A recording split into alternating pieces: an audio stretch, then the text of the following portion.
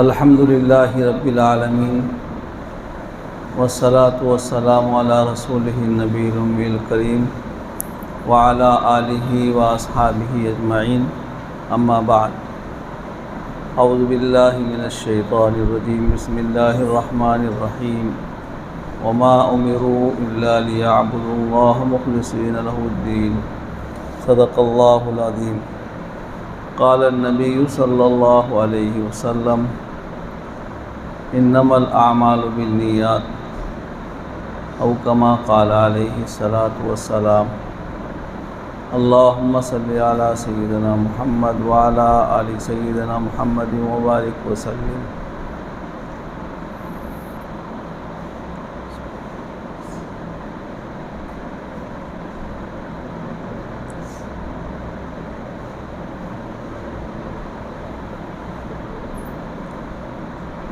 آپ حضرات قابل مبارکباد ہیں جو اپنے گھر سے اور دوسری ضروریات سے الگ ہو کر وقت نکال کر ایک دینی اصلاحی مجلس میں شریک ہوئے۔ ایسی مجلسوں میں مغفرت کا وعدہ اللہ تعالیٰ کا۔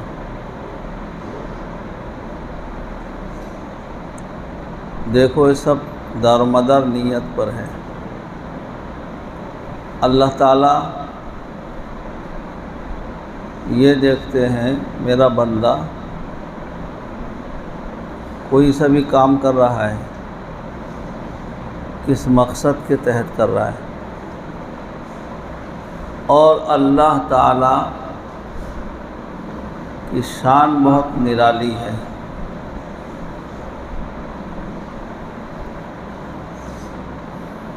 یہاں تک کہ فرشتوں کو بھی بہت بعض دفعہ معلوم نہیں رہتا ہے کہ اللہ تعالیٰ کس عمل کا کیا بدلہ دینے والے ہیں۔ نیتوں پر دار و مدار۔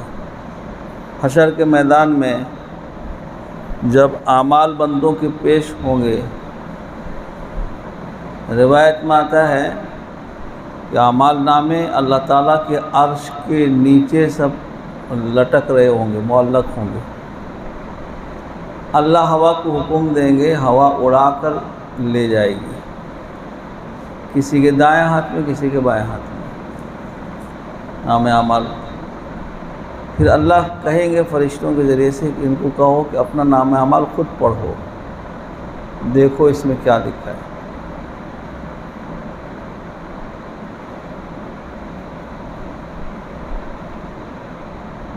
اور پھر بعض لوگوں کو ایسا ہے کہ فرشتے سے کہیں گے کہ ان کا نام عمل کھولو۔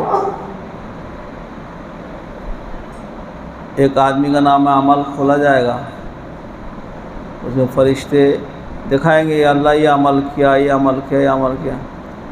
اللہ تعالیٰ فرمائیں گے کہ ایک اور عمل کے نیکی اس میں لکھو جس کو تم نہیں جانتے ہو، مجھے پتہ ہے۔ بندہ خود حیرت میں رہے گا، کون سا ایسا میرا عمل ہے، کام ہے جو اللہ کے یہاں مقبول ہو گیا ہے، پسند آ گیا ہے، اس کی نیکیاں بھی مجھ کو ملنے والی ہے۔ اللہ اکبر۔ روایت میں آتا ہے ایک مرتبہ اگر اخلاص کے ساتھ صرف اللہ کے لیے کسی نے کلمہ پڑھا ہے، اشہد ان لا الہ الا اللہ واشہد ان محمدا عبدہ ورسولہ، صرف ایک مرتبہ، وہ اسی طرح سر بمہر اللہ کے عرش کے نیچے لٹکتا رہے گا۔ ایک مرتبہ کلمہ اخلاص کے ساتھ پڑھاؤ، صرف اللہ کے لیے پڑھاؤ، کوئی اور غرض نہ ہو اس کا۔ اب ہم تو بہت آسان سمجھتے ہیں، لیکن حضرت ابو ہریرہ رضی اللہ تعالی عنہ جو بہت ہی حاضر باش صحابی ہیں، اللہ کے نبی صلی اللہ علیہ وسلم کی خدمت میں اکثر رہا کرتے تھے، صفہ کے طالب علموں میں سب سے زیادہ حاضر باش تھے۔ کسی نے پوچھا اور بھی تو وہاں رہنے والے صحابہ تھے، اتنی روایت آپ کہاں سے روایت کرتے ہیں؟ کہا کہ میں لوگ اور بھی دوسرے ذریعات سے آتے جاتے تھے، میں جاتا ہی نہیں تھا کہیں، ہر وقت پڑھا رہتا تھا، جو سنا رٹ کے یاد کر لیا، جو سنا رٹ کے یاد کر لیا۔ حضرت ابو ہریرہ رضی اللہ تعالیٰ عنہ سے پوچھا گیا کہ کوئی آقا محمد مصطفیٰ صلی اللہ علیہ وسلم کی روایت یا حدیث سناؤ، تو بہت یاد تھی روایتیں، کوئی عجوبہ حدیث سناؤ۔ تو حضرت ابو ہریرہ رضی اللہ تعالیٰ عنہ ایک حدیث شریف سنانے کا ارادہ کیے اور شروع کیے سنانا۔ روایت میں آتا ہے کہ شروع کیے اور ان پر اتنی خشیت طاری ہوئی، اتنا خوف طاری ہوا، اتنا فکر مند ہو گئے کہ روتے روتے بے ہوش ہو گئے، سنا سکے نہیں حدیث شریف۔ ابھی شروع کیے تھے حدیث شریف، ہم تو کتنی بے تکلفی سنا دیتے ہیں، اس لیے کہ صحابہ رضی اللہ عنہم ہر بات کو اپنے طرف لیتے تھے، پہلے ہم دوسروں کی طرف لیتے ہیں بات کو۔ جب کوئی نصیحت کرتے ہیں یا وعظ کرتے ہیں، کوئی دینی بات سناتے ہیں، دوسرے ہمارے نظر کے سامنے ہوتے ہیں، اسی لیے خشیت کی کیفیت پیدا نہیں ہوتی ہے۔ اور ان کی شان نرالی تھی، وہ ہر بات کو پہلے اپنی طرف لیتے تھے۔ تو سنا دیجئے، لکھا ہے روایت میں، پھر جب ہوش آیا پھر سنانے کا ارادہ کیے، پھر بہت رونا آیا، بہت رونا آیا، اتنا روئے، پھر غشی طاری ہو گئی، پھر بے ہوش ہو گئے، سنا سکے نہیں۔ ایک حدیث شریف سنانے کا ارادہ کر رہے ہیں، اللہ کے نبی صلی اللہ علیہ وسلم کے صحابی ہیں حضرت ابو ہریرہ رضی اللہ تعالی عنہ، اور ابو ہریرہ بھی اللہ کے نبی صلی اللہ علیہ وسلم نے ان کو ایسے پیار سے کنیہ دے دیا کہ ابو ہریرہ ان کی لقب پڑ گیا، وہ نام وہی مشہور ہو گئے اسی سے۔ پھر تیسری مرتبہ ہوش میں آئے اور سنانے کا ارادہ کیے، پھر بے ہوش ہو گئے روتے روتے۔ اس کے بعد جب ہوش آیا تو روایت کو سنائے، ڈرتے ڈرتے سنائے۔ کیا سنائے؟ سنائے کہ حشر کا میدان بپا ہوگا، آدمی اپنے اپنے اعمال کے ساتھ پیش ہوں گے اللہ کے دربار میں۔ ایک آدمی کھڑا ہوگا، اللہ پوچھیں گے میں نے تجھ کو زبان دیا، زندگی عطا کیا، تم نے اس کو کیسے استعمال کیا بتاؤ؟ یہ کہے گا اللہ میں نے آپ کا ذکر کیا، آپ کی دین کی بات سنایا، فلاں کیا، کیوں؟ اللہ کہیں گے کہ سب تم نے واہ واہ کے لیے کیا تھا اور تعریف کے لیے کیا تھا، یہ بات تم کو مل گئی دنیا میں، ہمارے پاس اس کی کوئی قیمت نہیں، جاؤ۔ فرشتے کو حکم دیں گے اس کو لے جاؤ، جہنم میں ڈال دو۔ حضرت ابو ہریرہ رضی اللہ تعالیٰ عنہ اس بات کو اپنے طرف لے رہے تھے کہ ہمارا کیا حشر ہوگا پتہ نہیں اللہ کے دربار میں، ہمارا کیا حشر ہوگا اللہ کے دربار میں۔ کا ایک آدمی پیش ہوگا، ساری زندگی اللہ کے راستے میں لگایا اور مجاہدہ کرتا رہا، یہاں تک کہ اللہ کے راستے میں شہادت کا جام بھی پی لیا۔ وہ کھڑا ہوگا، اللہ پوچھیں گے تم نے کام کیا کہ اللہ نے آپ کے لیے کیا؟ کہا کہ نہ، تم میرے لیے نہیں کیے تھے، تم بہادر کہلانے کے لیے کیے تھے، غازی کہلانے کے لیے کیے تھے، یہ سب تمہارے لیے دنیا میں تم کو تمغہ مل گیا، ہمارے پاس کوئی قدر نہیں، جاؤ اس کو جہنم میں۔ حضرت ابو رضی اللہ تعالیٰ عنہ رو رو کے حالت بیزار ہو گئی کہ اعمال ہم لے کے جائیں گے اللہ کے پاس، کیا ہوگا ہمیں کچھ پتہ نہیں۔ ایک آدمی پیش ہوگا، اللہ اس سے پوچھیں گے میں نے تم کو مال دیا تھا، مال کو تم کیسا استعمال کیا؟ وہ کہے گا یا اللہ میں نے آپ کے نام پر مسجد بنایا اور مدرسے میں لگایا، غریبوں کو دیا، خیرات کیا، فلاں کیا فلاں کیا۔ اللہ کہیں گے کہ تم یہ سب کیے تھے لوگوں کے سامنے عزت حاصل کرنے کے لیے، لوگوں نے تم کو سخی کہا، تمہارا اکرام کیا، احترام کیا، یہ سب تم کو دنیا میں مل گیا، ہمارے پاس کوئی قدر نہیں۔ اللہ اکبر! اب سوچو تو کس عمل کو اللہ پسند فرمائیں گے؟ کوئی یہ نہیں کہہ سکتا کون سا عمل اللہ پسند فرمائیں گے۔ ہر عمل کے کرتے وقت اللہ سے ڈرتے رہنا چاہیے کہ ہمارا عمل اللہ کے مقبول ہو رہا ہے کہ نہیں ہو رہا ہے۔ یہ حضرت ابو ہریرہ رضی اللہ تعالیٰ عنہ کی حالت ہے کہ روایت بیان نہیں کر پا رہے ہیں، غشی طاری ہو جا رہی ہے کہ یہ معاملہ ہمارے ساتھ بھی پیش آ سکتا ہے۔ اللہ اکبر! ایک مرتبہ کسی نے کلمہ پڑھا ہو اخلاص کے ساتھ، وہ ایک مرتبہ کا کلمہ اس کی نجات کا سامان ہو جائے گا۔ ایک مرتبہ۔ ایک بزرگ کہا کرتے تھے کہ اللہ پوری زندگی میں ایک مرتبہ اپنے لیے کلمہ پڑھنا نصیب فرما دے جو ہمارے لیے نجات کا سامان ہو جائے گا۔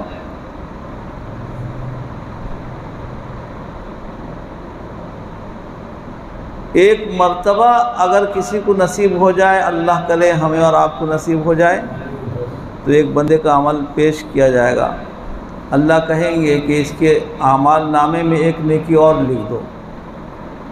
فرشتے کہیں گے یا اللہ کون سا عمل؟ ہمارے معلومات میں کوئی عمل ہے نہیں، کون سا عمل لکھیں اس کے نام عمل میں؟ اللہ فرمائیں گے کہ اس زمانے میں قحط سالی ہوئی اور بھوک مری پڑ گئی، لوگ دانے دانے کے محتاج تھے۔ یہ بندہ راستے میں جا رہا تھا اور جاتے جاتے راستے میں ایک جگہ ریت کا ڈھیر نظر آیا اس کو۔ روایت ہے بنی اسرائیل کی، بنی اسرائیل میں کسی زمانے میں کسی کے ساتھ یہ معاملہ پیش آیا۔ ریت کا ڈھیر، بالو جس کو ہم لوگ بولتے ہیں بالو کا ڈھیر، یہ دیکھ کر نیت کیا یا اللہ اگر اس بالو کے ڈھیر کو آپ آٹا بنا دیں، چاول بنا دیں، غلہ بنا دیں، میں سب غریبوں کے گھر تک پہنچا دوں، خیرات کر دوں آپ کے راستے میں۔ اللہ فرمائیں گے کہ اس بندے نے نیت کیا، بالو کا ڈھیر آٹا نہیں بنا، لیکن اس کی نیت کے برکت سے ہم نے اس کو نیکی دے دیا۔ یہ لکھ دو اس کے نام عمل میں۔ فرشتوں کو کیا پتہ ہے اس عمل کا؟ فرشتے تو جو عمل دیکھیں گے وہی لکھیں گے۔ نماز پڑھ رہا ہے، لکھ دیے۔ اب نماز دکھانے کے لیے پڑھ رہا ہے یا اللہ کے لیے پڑھ رہا ہے تو اللہ ہی جانتے ہیں، فرشتے نہیں جانتے ہیں۔ فرشتوں کا کام ہے لکھ دینا۔ تلاوت کر رہا ہے، لکھ دیے۔ اللہ کا ذکر کر رہا ہے، لکھ دیے۔ ان کا کام ہے لکھنا۔ عمل کا بدلہ اور عمل کا کیا معیار ہے، عمل اللہ کے یہاں کتنا پسندیدہ ہے، وہ اللہ ہی جانتے ہیں، اور اس کا فیصلہ اللہ ہی کریں گے سب کے سامنے حشر کے میدان میں۔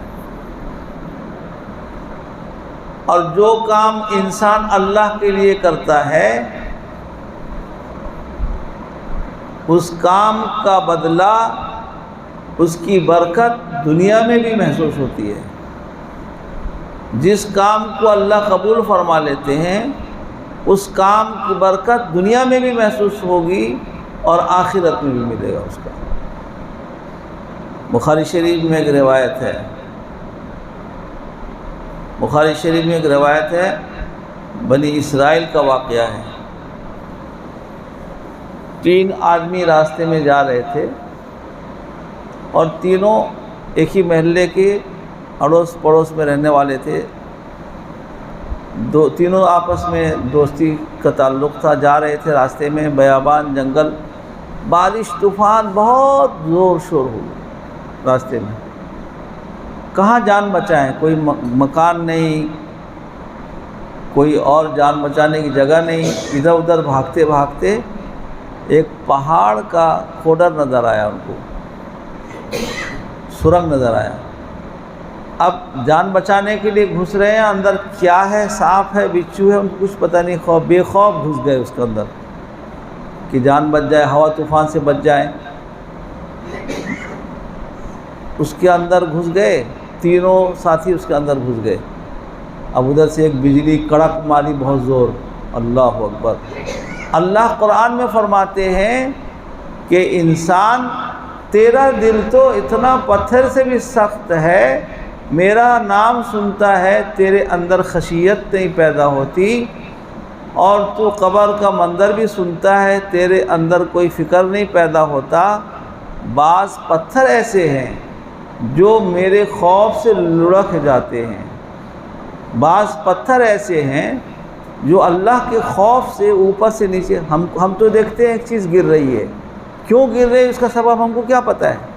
ہم کو کچھ پتہ نہیں۔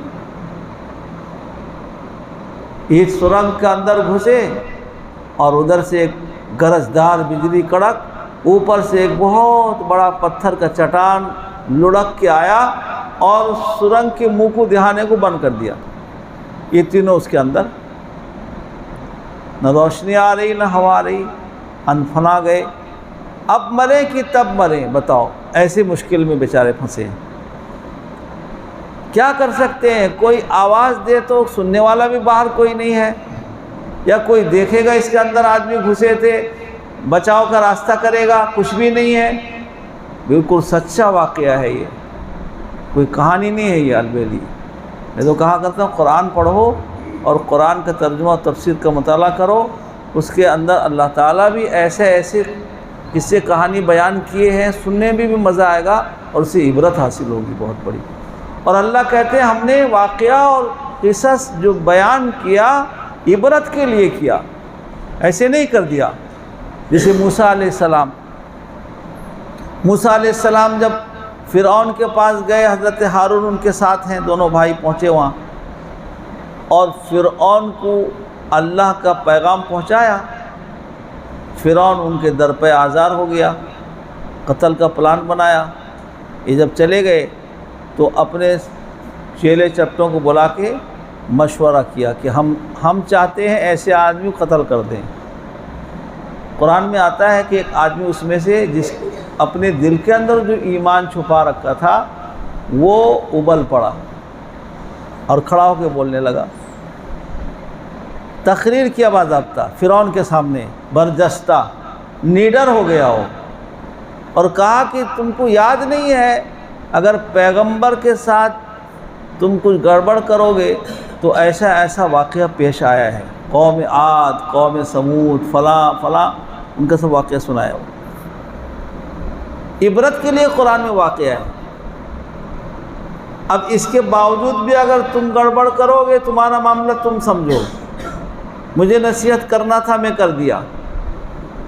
بڑے درد بھرے انداز میں فرعون کے سامنے اپنے برادری کے لوگوں کو واضح نصیحت و بیچارہ کر دیا کہ لوگوں دیکھو، اس کی بات سنو نہ سنو کچھ نہیں کہا ڈر کے مارے، لیکن یہ کہا کہ موسیٰ علیہ السلام اللہ کے پیغمبر ہیں، اگر تم ان کو جھٹلاؤ گے، ان کے در پہ آزار ہوگے، ان کو مارو گے، پلان بناؤ گے، تمہارا حشر برا ہوگا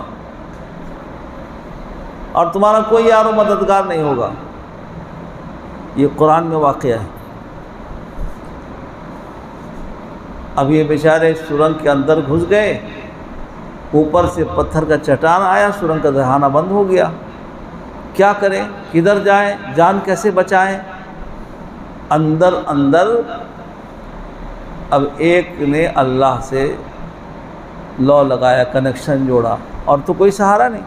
قرآن میں اللہ بیان کرتے ہیں کہ دیکھو بہت سارے انکار کرنے والے ایسے ہیں، جب آفت میں مصیبت میں پڑتے ہیں، مثال دیا جہاز کشتی لے کے، جب اس وقت تو ہوائی جہاز تھی نہیں اس زمانے میں، مثال کے طور پر کشتی، اور جب کشتی بھنور میں آ جاتی ہے سمندر کے اندر، طغیانی طوفان آیا سمندری، ڈوبنے لگتی ہے تو ادھر ادھر پکارتے ہیں، کوئی نہیں بچاتا ہے، تو اللہ ان کو یاد آتا ہے، اے اللہ بچا لیجیے، اے اللہ بچا لیجیے۔ خود آقا محمد مصطفیٰ صلی اللہ علیہ وسلم کے زمانے میں ایسا ہوا، بعد میں ایمان لیا ہے حضرت سفیان رضی اللہ تعالیٰ عنہ ہو گئے، یہ آقا سے عداوت اور بغاوت کر کے بھاگ رہے تھے مکہ چھوڑ کے، فتح مکہ کے بعد بھاگ رہے تھے کہ میں بچ جاؤں، اور کشتی میں سوار ہو گئے، جانے لگے، کشتی بھنور میں پڑ آ گئی، اور انہوں نے کہا یا اللہ اگر محمد سچے نبی ہیں آپ کے اور یہ بات سچی ہے تو ان کے برکت سے مجھے بچا دیجیے، اگر میں بچ جاؤں گا تو ایمان لے آؤں گا۔ تو کشتی بھنور سے بچ گئی اور ادھر نہیں گئے، واپس آ گئے اور آ کے ایمان لے آئے، سچے دل سے انہوں نے توبہ کیا تھا، ایمان لے آئے۔ لیکن اللہ نے قرآن میں بہت سارا واقعہ ایسا بیان کیا کہ کشتی جب بھنور میں پھنس جاتی ہے، مشکل میں پڑ جاتے ہیں تو اللہ کو پکارتے ہیں، اللہ جب نجات دے دیتے ہیں پھر آ کے اللہ کو بھول جاتے ہیں، پھر وہی اپنے اس کے ساتھ دل لگاتے ہیں اور بہانہ کرتے ہیں کہ کیا کریں، ماحول ایسا ہے، لوگ ایسا ہی کر رہے ہیں، دوسروں کا بہانہ کرتے ہیں۔ یہ مشکل میں ہے اور اللہ سے کنیکشن جوڑے۔ ایک نے کہا یا اللہ میرا ایک عمل ہے جس کو میں کیا ہوں صرف آپ کے لیے کیا ہوں اور کوئی میرے اس کام سے واقف نہیں، جانتا نہیں ہے۔ ایک نے اپنے اچھے کام کا حوالہ دیا اللہ کے سامنے۔ اچھے کام کا حوالہ اللہ کے سامنے دینا یہ کوئی آسان بات نہیں ہے۔ جو کام اللہ کے لیے کیا ہوگا وہ اس چیز کو اللہ کے سامنے پیش کر سکتا ہے۔ حضرت آدم علیہ السلام کے دونوں بیٹوں نے قربانی پیش کیا اللہ کے سامنے، اور ایک کی قربانی اللہ نے پسند کر لیا، قبول کر لیا، دوسرے کو مردود کر دیا۔ اس وقت میں ایسے تھا کہ سامنے فیصلہ ہو جاتا تھا کون مردود کون مقبول۔ یہ اللہ کا بڑا کرم ہے، اللہ نے اپنے حبیب ہمارے آقا محمد مصطفیٰ صلی اللہ علیہ وسلم کی برکت سے میرے بھائیوں ہمارے سب کاموں پر پردہ ڈال دیا ہے۔ کس کی نماز مقبول مردود، کون نیک کون برا کچھ پتہ نہیں، کون گناہ کر کے نکلا کون سجدہ کر کے نکلا، کون کدھر کیوں جا رہا ہے، یہ سب اللہ نے پوشیدہ کر دیا ہے۔ دوسروں کی نگاہ میں ہم بڑے اچھے کہلاتے ہیں، لیکن اللہ جانتا ہے میں کیسا ہوں کیا ہوں۔ اللہ اکبر، ذکر اللہ کے لیے کیا، نماز اللہ کے لیے پڑھا، روزہ اللہ کے لیے رکھا، صدقہ و خیرات اللہ کے لیے کیا، یا کیوں کیا؟ یہ دوسروں کو تو دھوکہ دے سکتے ہیں، اللہ کو نہیں دے سکتے۔ اللہ کی شان بہت نرالی ہے۔ اللہ خود اپنی شان کے بارے میں فرماتے ہیں یعلم خائنۃ الاعین وما تخفی الصدور، اور اللہ کہتے ہیں جو کام تم ہمارے لیے کرو گے محض ہمارے لیے، اس کی قدر ہمارے یہاں بہت ہے، اتنی قدر ہے کہ مت پوچھو۔ ایک شخص نے اپنا ایک کام جو اللہ کے لیے کیا تھا، اس مصیبت میں اللہ کے سامنے اس کام کو پیش کیا کہ یا اللہ یہ کام میں آپ ہی کے لیے کیا تھا، کسی اور دوسرے کے لیے نہیں۔ میری اماں حیات سے تھی اور میں دن بھر بکری چراتا تھا، اونٹ چراتا تھا، میری اہلیہ بھی تھی، بچے بھی تھے۔ میرا دستور یہ رہا کہ میں جب آتا تھا گھر واپس سب سے پہلے اپنی اماں کو دودھ پلاتا تھا، پھر میں اور میرے بچے پیتے تھے۔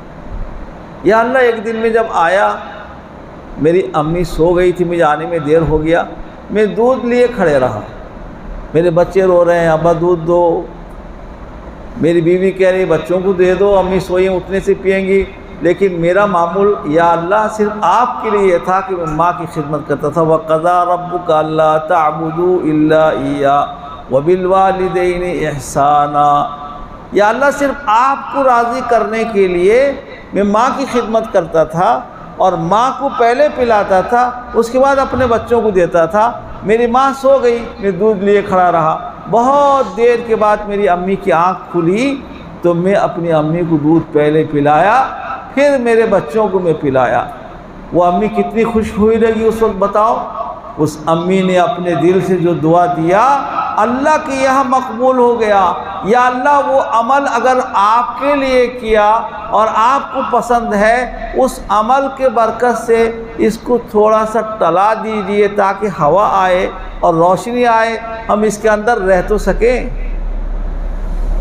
اللہ کو یہ عمل پسند تھا ان کا، اللہ نے فوراً اپنے فضل سے اس اتنے بڑے چٹان کو تھوڑا سا ہٹا دیا، روشنی آئی، ہوا آئی۔ اب یہ سوچے کہ ہم جان بچی۔ دوسرے نے کہا یا اللہ میرے ایک ساتھی نے اپنا عمل آپ کے سامنے پیش کیا، جو آپ کے لیے کیا تھا، یا اللہ میرا بھی ایک عمل ہے جو میں زندگی میں کیا ہوں، محض آپ کی وجہ سے کیا ہوں، مجھے اور کسی کا اس وقت خیال نہیں تھا۔ میری ایک رشتے میں چچیری بہن تھی، بہت خوبصورت تھی، میں اس پر عاشق فدا ہو گیا، اس کے ساتھ گناہ کا ارادہ کیا۔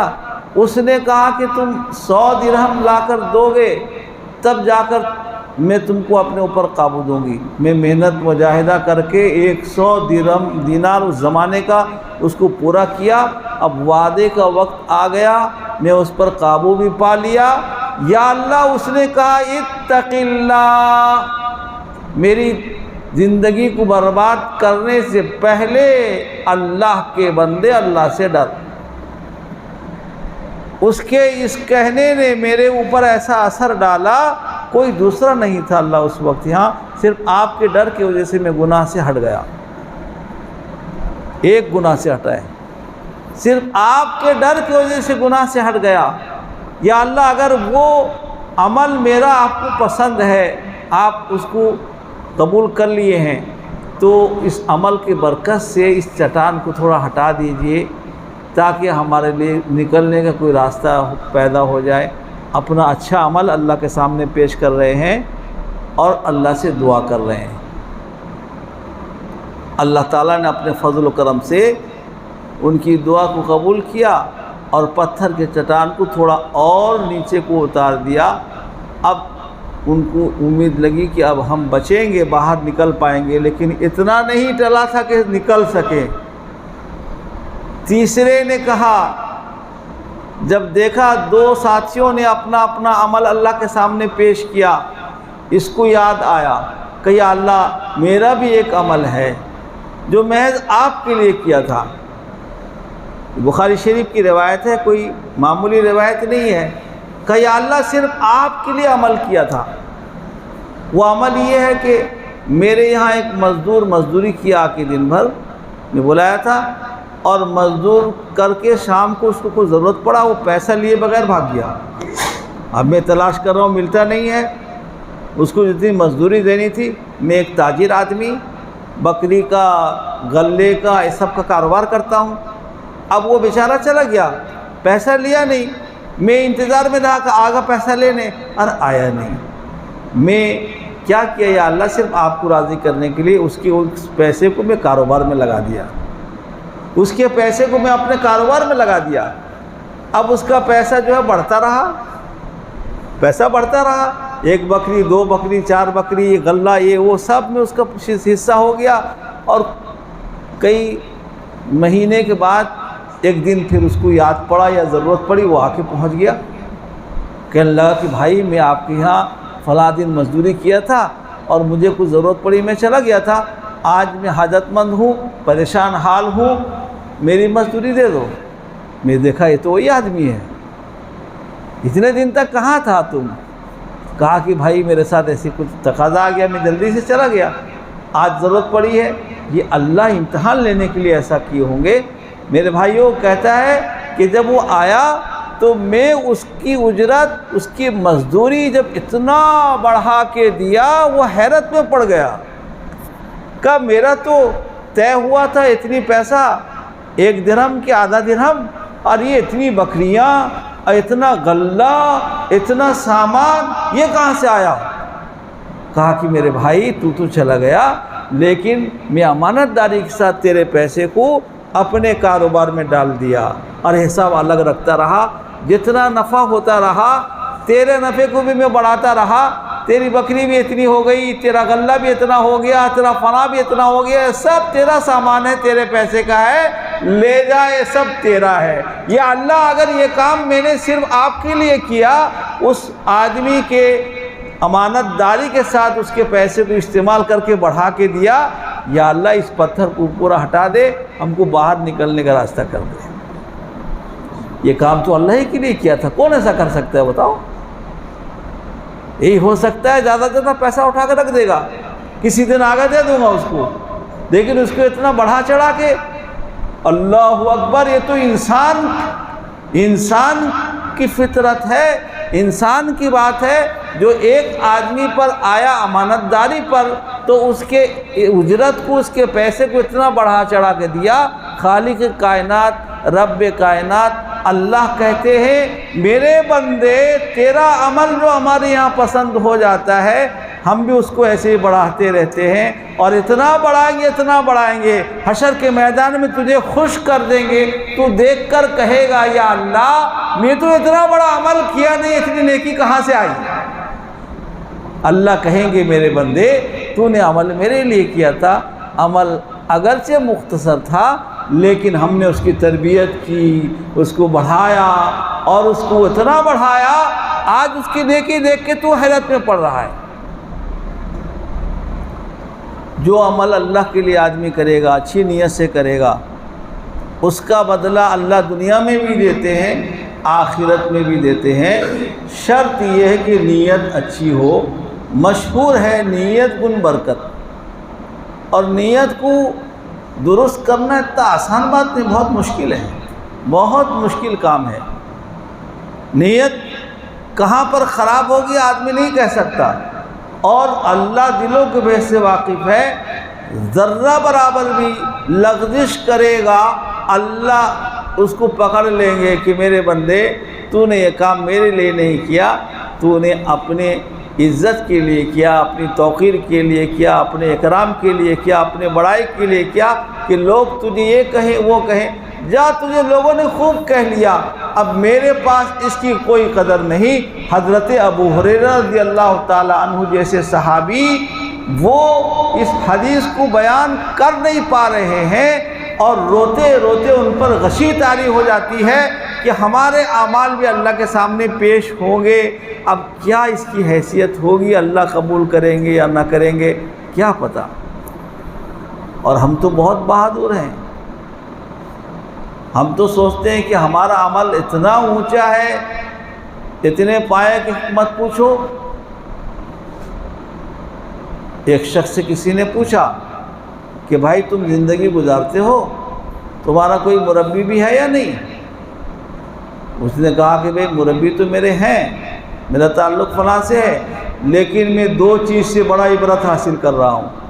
عبرت حاصل کرنے کے لیے ایک چیز بھی کافی ہے۔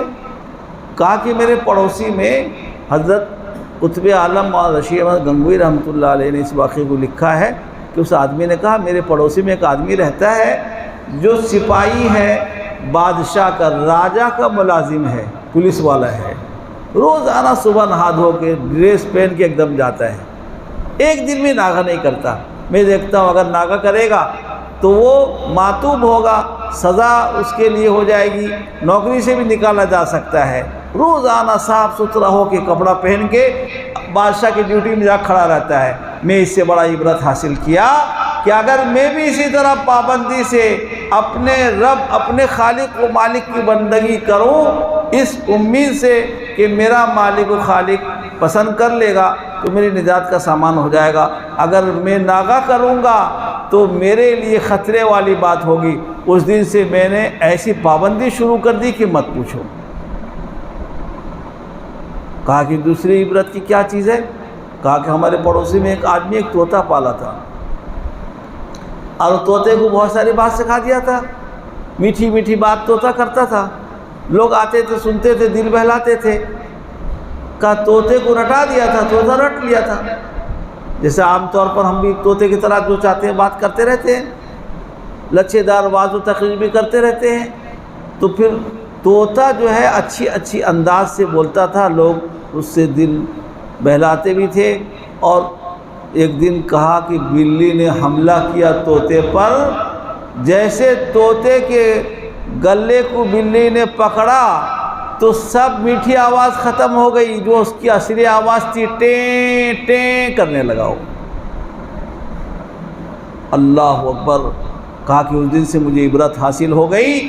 ساری زندگی ادھر ادھر کے گپ شپ آدمی کرتا رہتا ہے، دل بہلاتا رہتا ہے، اگر دل سے اللہ کا ذکر نہیں کرے گا، دل سے اللہ کی طرف مائل نہیں ہوگا، تو پھر موت کے وقت میں بھی وہی سب آواز نکلے گی جو زندگی بھر بک بک کرتا رہا۔ اگر اس کی طبیعت ثانیہ نہ بن جائے اللہ کا ذکر کا، تو آخری وقت میں ذکر کا، اللہ کی طرف دھیان جانا، اللہ کا ذکر نکلنا بہت مشکل ہو جاتا ہے۔ کہ بس میں اس دن سے ادھر ادھر کی بات کرنا چھوڑ دیا اور اللہ کے ذکر کو اپنا وظیفہ بنا لیا کہ میرے موت کے وقت میں یہی کام آنے والی چیز ہے، اسی لیے میں اللہ کا ذکر بہت دھیان سے کرتا ہوں، تاکہ میرے آخری وقت میں جب نزع کا عالم ہو تو میری زبان سے اللہ کا ذکر نکلے اور ذکر کرتے ہوئے میں دنیا سے جاؤں۔ آقا محمد صلی اللہ علیہ وسلم کا فرمان ہے، جس کا آخری کلمہ لا الہ الا اللہ ہو وہ جنت میں جائے گا۔ تو آخری کلمہ لا الہ الا اللہ ایسے تھوڑی آ جائے گا، ساری زندگی جب اس کے پیچھے لگا ہو اور اس کا ذکر کثرت سے کیا ہو اور اس کے دل دماغ میں بھی وہی چھایا ہو، تب وہی بات آخری وقت میں بھی اس کی زبان سے نکلے گی۔ اگر ادھر ادھر کا گپ شپ کر کے زندگی گزارا ہے، آخری وقت میں بھی وہی بات نکلے گی۔ دو کا چار۔ ہمارے حضرت قاری صاحب رحمۃ اللہ علیہ سناتے تھے کہ ایک تاجر تھا، دن بھر کھڑا ہو کر بیچتا تھا، بکتا رہتا تھا۔ اس کی موت کا وقت ہے، لوگ کہیں کلمہ پڑھ، وہ وہی کہہ رہا ہے 2 کے 2 لے لو، 4 کے 4 لے لو، وہی بک رہا ہے، وہی نکل رہا اس کی زبان سے۔ اللہ حفاظت فرمائے۔ جھوٹ ہم بولتے ہیں، غیبت ہم کرتے ہیں، کوئی برائی ایسی نہیں جو ہمارے اندر نہیں ہے۔ اور نماز ہم ایسی پڑھتے ہیں کہ ہم مسجد میں کھڑے ہیں، ہمارا دل دماغ کہیں اور پراگندگی کے ساتھ ہے، اور ہم سوچتے ہیں کہ ہم بہت عمل اچھے کر رہے ہیں۔ میرے محترم بھائیوں، اللہ جانتے ہیں ہمارا کون سا عمل اللہ کے یہاں پسند اور مقبول ہے، لہذا کوشش کر کے اپنی دھیان ہر کام کو اللہ کے لیے کرنے کی کوشش کریں۔ اللہ اسی بات کا حکم دے رہے ہیں، جو کام تم ہمارے لیے کرو گے اسی کام کا ہمارے یہاں قدر ہوگا، اور جو کام تم کسی اور کے لیے کرو گے بدلہ بھی تم اسی سے لو۔ کام تو کسی کے لیے کیا اور بدلہ ہم سے چاہو گے کیسے ہوگا؟ جس کا کام کیا اسی سے بدلہ لو۔ اب وہاں کسی کا چلے گا ہی نہیں۔ اس دن تو اللہ کہیں گے لمن الملک اليوم، آج کون کس کو بدلہ دے سکتا ہے؟ کسی کی بادشاہت چلے گی؟ دنیا میں ادھر ادھر کا اپنا چلاتے جماتے تھے، یہاں دکھاؤ کس کا چلتا ہے؟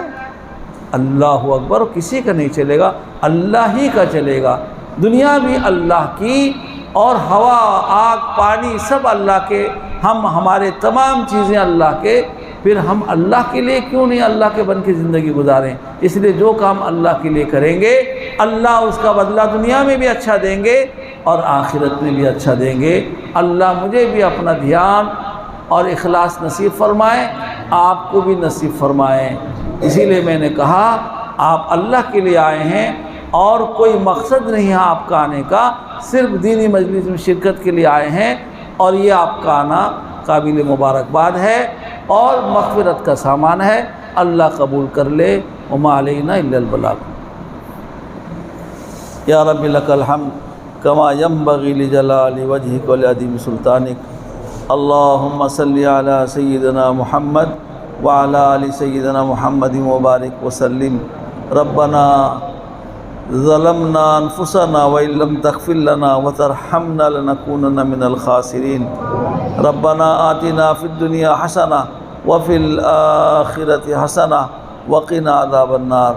یا اللہ پاک پروردگار، آپ ہی نے ہمیں انسان بنایا، ایمان کا عظیم دولت عطا کیا۔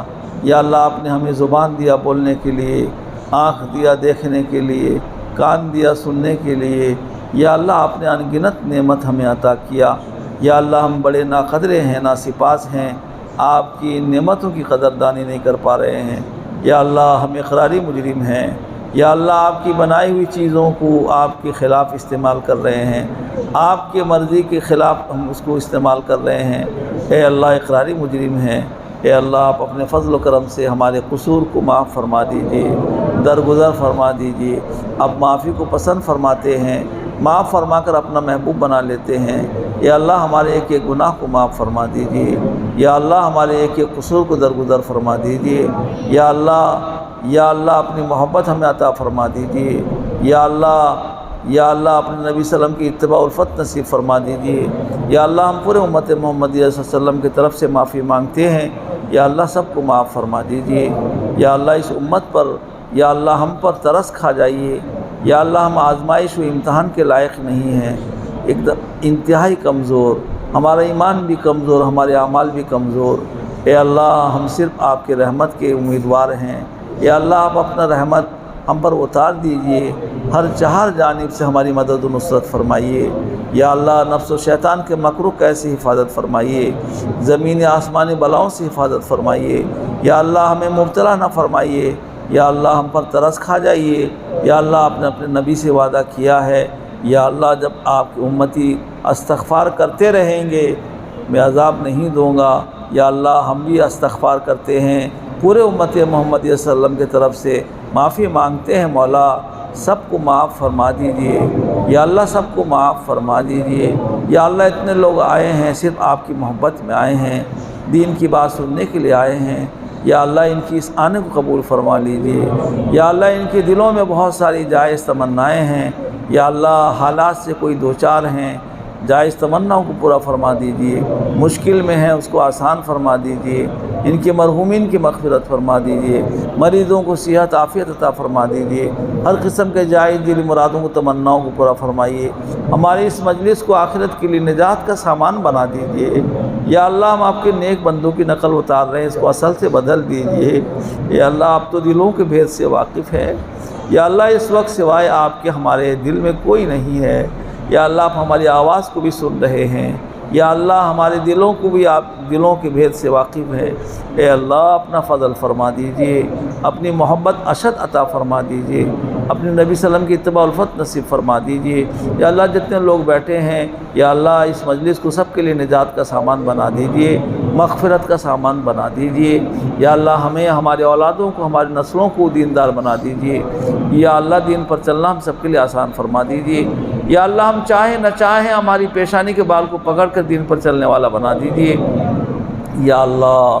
اللہ اس علاقے میں امن و امان قائم فرما دیجئے، پوری دنیا میں امن و امان قائم فرما دیجئے، یا اللہ پوری دنیا میں امن و امان قائم فرما دیجئے، ایمان والے جہاں جہاں آباد ہیں جان کی، عزت کی، آبرو کی، ایمان کی حفاظت فرمائیے، جو کوئی بھی مشکل میں ہیں یا اللہ اس مشکل سے ان کو نجات عطا فرمائیے، یا اللہ مشکل سے نجات عطا فرمائیے، یا اللہ مشکل سے نجات عطا فرمائیے، یا اللہ اپنا فضل فرما دیجئے، کرم فرما دیجئے، یا اللہ بہت سارے لوگ بے قصور بے گناہ قید و بند میں مبتلا ہیں، یا اللہ ان سے ان کو بری فرما دیجئے، خلاصی اور نجات کا سامان مہیا فرما دیجئے، یا اللہ آپ کے حبیب محمد مصطفیٰ صلی اللہ علیہ وسلم نے جتنی بھلائی اور خیر مانگی نصیب عطا فرما، جن جن برائیوں سے حفاظت ہم سب کی حفاظت فرما، تمام دینی مدارس، مکاتب، مساجد، دعوت تبلیغ خانقاہوں کی حفاظت و کفالت فرما، سارے دین کے کام کرنے والوں میں اتحاد و اتفاق قائم دائم فرما، ہر قسم کے توڑ کو جوڑ سے بدل دیجئے، ہر قسم کے اختلاف کو اتفاق سے بدل دیجئے، سارے دین کے کام کرنے والوں کو مل جل کر کام کرنے کی توفیق عطا فرمائیے، یا اللہ اس مدرسے کو بھی ترقیات سے نواز دیجئے، اس کی ذمہ داروں کو بھی نواز دیجئے، ان کی مرحومین کی بھی مغفرت فرما دیجئے، یا اللہ ہماری اس مجلس کو قبول فرما لیجئے، یا اللہ اپنے فضل و کرم سے ہماری ان تمام دعاؤں کو قبول فرما لیجئے، آمین یا رب العالمین، وصلی اللہ تعالی علی خیر خلق محمد وعلی آلہ واصحابہ اجمعین برحمتک یا ارحم الراحمین۔